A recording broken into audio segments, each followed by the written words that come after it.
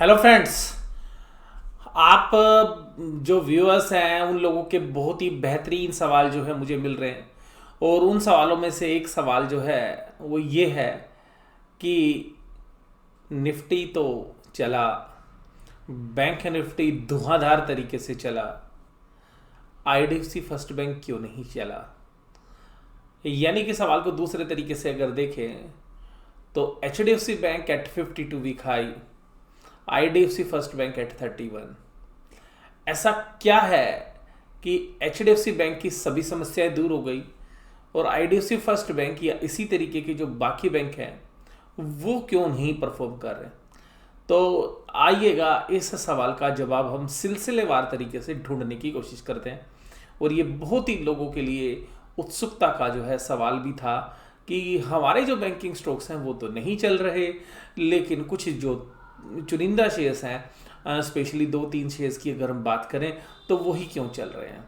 तो आइएगा सबसे पहले बात करते हैं आईडीएफसी फर्स्ट बैंक के साथ, फिर बात करेंगे एचडीएफसी बैंक के साथ, फिर बाकी बैंकों के साथ, बैंक निफ्टी की परफॉर्मेंस और बाकी एक जनरल ओवरव्यू जो मेरा है वो आपके साथ शेयर करूंगा।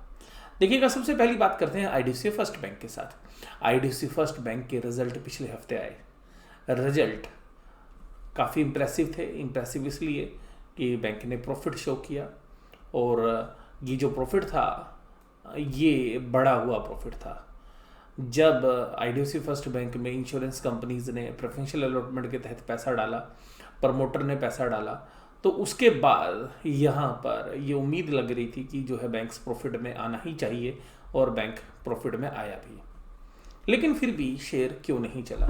देखिएगा मैं बैंक को आईडीएफसी फर्स्ट बैंक के पूरे गेम को एक स्मार्ट प्ले के रूप में आपको बताता हूँ कि किस तरीके से मैनेजमेंट ने एक स्मार्ट तरीके से बैंक को चलाया भी है और स्मार्ट तरीके से रिजल्ट को पेश भी किया। देखिएगा सबसे पहली बात कि जो रिजल्ट थे वो प्रॉफिट साइड में थे और उस रिजल्ट के प्रॉफिट में अगर बैंक चाहता तो प्रॉफिट को 811 करोड़ रुपए से बढ़ा सकता था, लेकिन बैंक ने ऐसा नहीं किया। ये 811 करोड़ रुपए क्या है? ये 811 करोड़ वोडाफोन आइडिया का प्रोविजन है जो कि बैंक ने बनाया हुआ था, जिसको कि रिवर्स कर दिया इस बार। यानी कि बैंक को लगता है कि उसके जो डूबने के जो चांसेस हैं वो घट गए हैं, जिसकी वजह से उसने करीबन 1620 करोड़ के आसपास का जो प्रोविजन है वो बनाया हुआ है।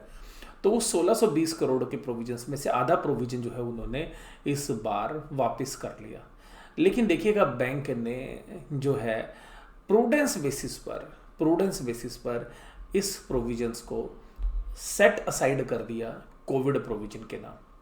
अगर बैंक चाहता तो इस प्रॉफिट को प्रॉफिट एंड लॉस स्टेटमेंट में रिवर्स कर सकता था और ना चाहते हुए एक्स्ट्रा प्रोविजन बनाने की ज़रूरत उसको नहीं थी, क्योंकि जो रिक्वायर्ड कोविड प्रोविजन है वो ऑलरेडी मेंटेन किया हुआ, उससे ज़्यादा उसने बना रखा है।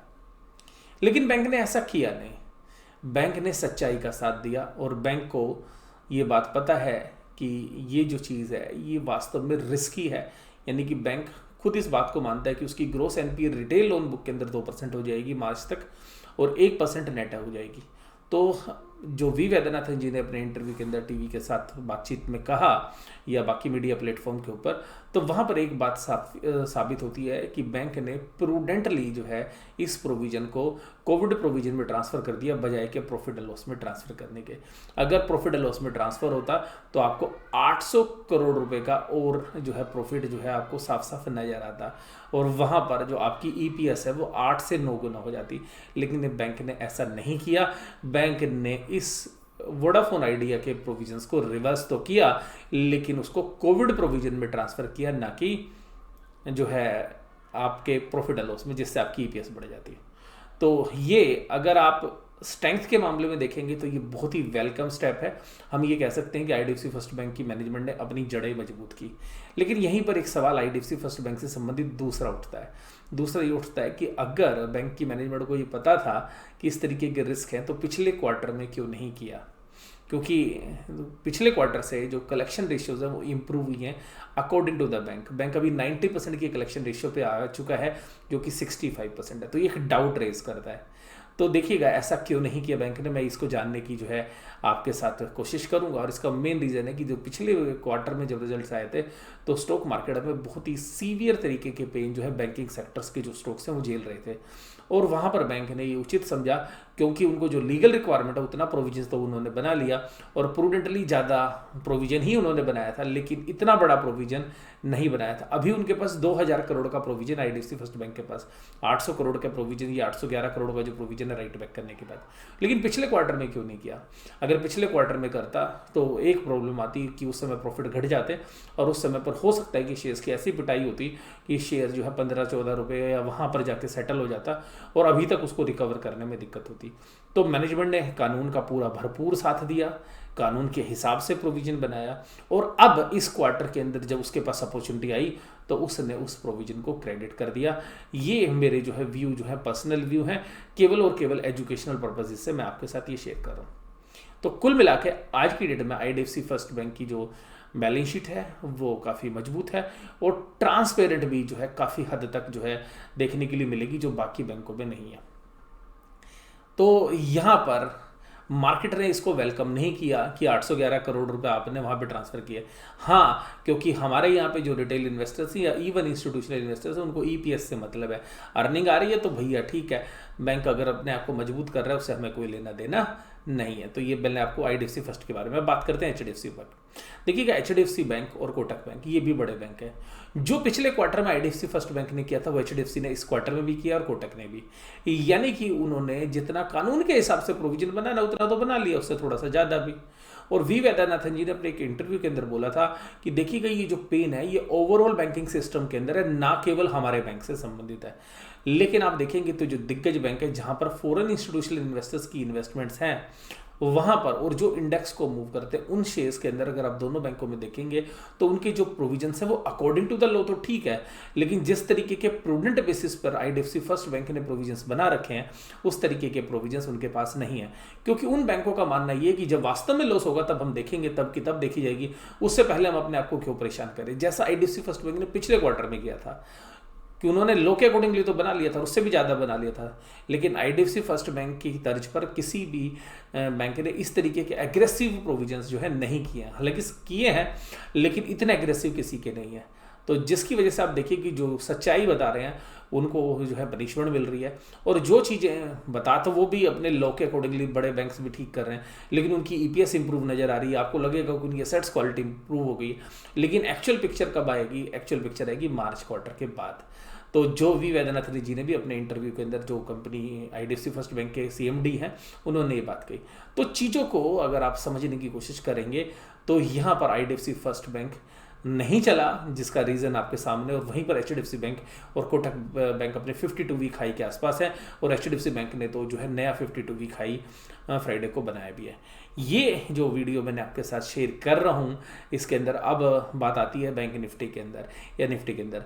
देखिएगा दूसरा रीज़न ये कि एचडीएफसी बैंक और कोटक बैंक या जो बाकी आईसीआईसीआई बैंक की भी अगर हम बात करें, इनका हैवी वेट है, ये इंडेक्स को मूव करते हैं, इनसे फ्यूचर मार्केट चलती है, डेरिवेटिव मार्केट चलती है। और देखिएगा इस समय पर रिटेल के पास जो है ये जो शेयर्स हैं ये या तो शॉर्ट पोजीशंस में थे या बैंक निफ्टी के अंदर एक ह्यूज शॉर्ट पोजीशंस बनी हुई थी, और निफ्टी के अंदर भी 12,000 के बाद जो है काफ़ी शॉर्ट्स थी। तो रिलायंस की पिटाई जब सोमवार को हुई तो बड़े प्लेयर्स ऑपरेटर्स ने बात समझ में आई, फॉरेन इंस्टीट्यूशनल इन्वेस्टर को बात समझ में आई कि देखिएगा कि जो हमारी पोजीशंस निफ्टी में लोगों की साइड है वो खराब हो जाएंगी, तो गेम बैंकों के साथ खेलना सही रहेगा। और उस समय पर कोटक महिंद्रा बैंक और एचडीएफसी बैंक के रिजल्ट का सहारा लेते हुए, हालांकि वो रिजल्ट कोटक बैंक के तो काफ़ी अच्छे रिजल्ट पेश किए गए थे अगर आप एचडीएफसी के मुकाबले में कंपेयर करें तो, लेकिन वहाँ पर उसका फ़ायदा उठाते हुए उन्होंने पूरे के पूरे जो है बियर्स को जो है एक तरफा जो है मौत के घाट उतार दिया। मैं ये तो यही कहूँगा, क्योंकि जो भी थोड़ी बहुत पोजीशंस बची हुई हैं शॉर्ट्स की वो शायद सोमवार को बाजार खुलने पे 27,000 के आसपास जाते जाते ख़त्म हो जाएंगी। और निफ्टी में भी जो शॉर्ट्स की पोजीशंस हैं, क्योंकि रिटेलर्स के पास जो है इतना बड़ा लंबा दम नहीं होता कि वो शॉर्ट्स पोजीशन को बहुत लंबा खींच जाए, तो मोस्टली शॉर्ट्स हैं वो कट चुके हैं, जो थोड़े बहुत बचे हैं वो मंडे को सुबह जो है कट जाएंगे, ऐसा हमें अगर सिंगापुर निफ्टी के डायरेक्शन से देखने से मिलता है। तो देखिएगा बड़े प्लेयर्स ऐसा ही गेम खेलते हैं। तो यहाँ पर क्यों 52 वीक हाई पे आया, देखिएगा ये इंडेक्स को मूव करता है।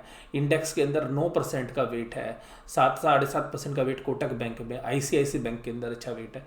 तो ये वेट वाले जो शेयर्स हैं वो इसी तरीके से जो है जब इंडेक्स के अंदर बुल पोजीशन बनानी होती है तब वो चलते हैं। इसका इकोनॉमी से कुछ लेना देना नहीं है, या आपको ये लगता हो कि इन बैंकों की परफॉर्मेंस एकदम ठीक हो गई है, ऐसा कुछ नहीं है। लेकिन ये केवल और केवल ट्रेडिंग और स्पेकुलेटिव मूव है। हो सकता है कि अभी आपको थोड़ा सा और ऊपर देखने के लिए मिले, और फंडामेंटली अभी कोई चीज़ें ऐसा नहीं है कि बैंकिंग में सुधर गई, क्योंकि बहुत लोगों को लगता होगा कि इनके रिजल्ट ठीक आ गए। रिजल्ट को अगर आप गहराई से देखने की कोशिश करेंगे तो आप पाएंगे कि अभी मार्च से पहले असेट्स क्वालिटी के बारे में कुछ भी कह पाना बड़ा मुश्किल है। तो अभी इस असमंजस की जो स्थिति है, आप लोग दुहाई दे रहे हैं कि इकोनॉमी की रिकवरी हो रही है, तो वी जी ने कहा कि रिकवरी हो रही है, लेकिन फिर भी उन्होंने 800 करोड़ के जो प्रोविजंस बनाए, और तो ये बात जो है जाहिर है कि असेट्स क्वालिटी के कंसर्न अभी भी ख़त्म नहीं हुए हैं। लेकिन हमें ऐसा लगता है कि इंडेक्स देखने के बाद कि चीज़ें सब कुछ सुधर गई हैं, और यहीं पर बड़े प्लेयर्स हम लोगों को ट्रैप करते हैं और हमारे को जो है बहुत बार क्या है महंगा माल चिपका देते हैं, और फिर हम उस शेयर्स के अंदर फंस जाते हैं और अगली रैली का इंतज़ार करते हैं, तभी हमारे को निकलने का मौका मिलता है। तो हालांकि बहुत सारे और सेक्टर्स हैं जहाँ पर अच्छे मौके जो हैं मिलेंगे आपको, और अभी भी अच्छे प्राइजेज हैं, स्पेशली एफएमसीजी के अंदर बहुत अच्छी कंपनी आपको बहुत अच्छे वैल्यूएशंस पर मिल रहे हैं। लेकिन बैंकों में स्थिति अभी भी क्लियर नहीं है, और आप बैंकों में भी देखेंगे तो बैंकों में इन्हीं बैंकों को चलाया जिनसे इंडेक्स मूव करता है। जिनसे इंडेक्स मूव नहीं करता उन शेयर्स के अंदर इतनी अच्छी तेजी नहीं है। आप देखिएगा एसबीआई को चलाने की कोशिश करते हैं क्योंकि वो इंडेक्स का शेयर है, एक्सिस को, आईसीआईसी बैंक को, एचडीएफसी को, कोटक को, इंडसइंड बैंक को, और टू द सम एक्सटेंट जो है बंधन बैंक को। यही जो 5-7-8 बैंक हैं यही बैंक निफ्टी को मूव करे। तो इनमें से जो 5-6 दिग्गज बैंक हैं ऊपर के टॉप, वो निफ्टी को भी मूव करने में हेल्प करते हैं। तो ये जो बड़े प्लेयर्स हैं, जो बुल्स आज की डेट में हैं, वो अपने गेम के हिसाब से, अपने ट्रेडिंग के हिसाब से जो है इन शेयर्स के अंदर पोजीशंस बनाए हुए हैं। फंडामेंटली ऐसा कुछ नहीं हुआ है कि जिससे कि आपको लगे कि इन बैंक्स की हालत जो है सुधर गई है। लेकिन ये तो मार्केट है, और ये मार्केट का कड़वा सच है। मार्केट इसी तरीके से चलती है। कभी आप सोचोगे कि मार्केट बिल्कुल फंडामेंटल के हिसाब से चलेगी, तो ऐसा नहीं होगा। लेकिन फंडामेंटल्स के हिसाब से अगर आप सोचोगे तो आप जो है ट्रैप होने से जो है ज़रूर बच सकते हो। कभी कभी हम लालच में ऊपर के भाव पे शेयर्स खरीद लेते हैं, और कभी कभी डर के मारे में जो है बहुत नीचे के भाव में शेयर बेच देते हैं। तो यहीं पर जो है स्टॉक मार्केट में जो निवेशक है उसका विवेक का जो है उपयोग जो है उसको करना पड़ता है, और इसी स्ट्रेटेजी को अगर आप फॉलो करेंगे कि फंडामेंटल के साथ आप अपने विवेक को यूज़ करेंगे, सस्ता खरीदोगे, महंगा बेचने की कोशिश करोगे, तो आप स्टॉक मार्केट में अच्छे प्रॉफिट जो है कमाओगे।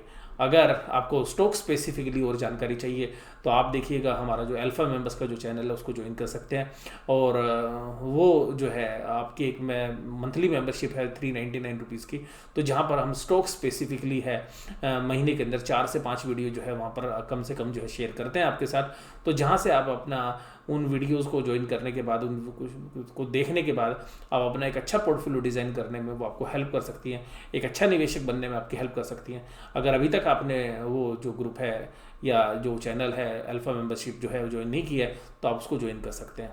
और यहाँ पर आपको ये वीडियो कैसी लगी ये ज़रूर से ज़रूर आपने मुझे बताना है, और आपकी जो भी राय है वो कमेंट बॉक्स में मुझे बताइएगा। और इसके अलावा जो कि जिन टॉपिक के ऊपर आप वीडियो देखना चाहते हैं वो भी आप मुझे बताइएगा, उन पे मैं वीडियो बनाने की कोशिश करूँगा। वीडियो इसी तरीके से देखते रहिए। Thank you very much.